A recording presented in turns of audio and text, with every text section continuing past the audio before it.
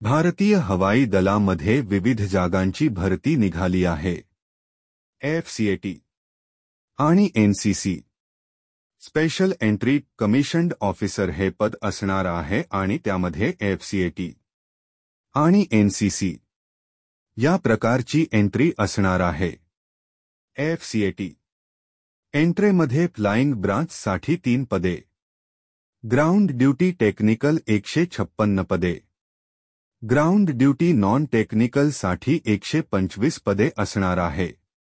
NCC special एंट्रीमध्ये फ्लाइंगसाठी 10% जागा असतील. पूर्ण पद संख्या 248 अशी असणार आहे.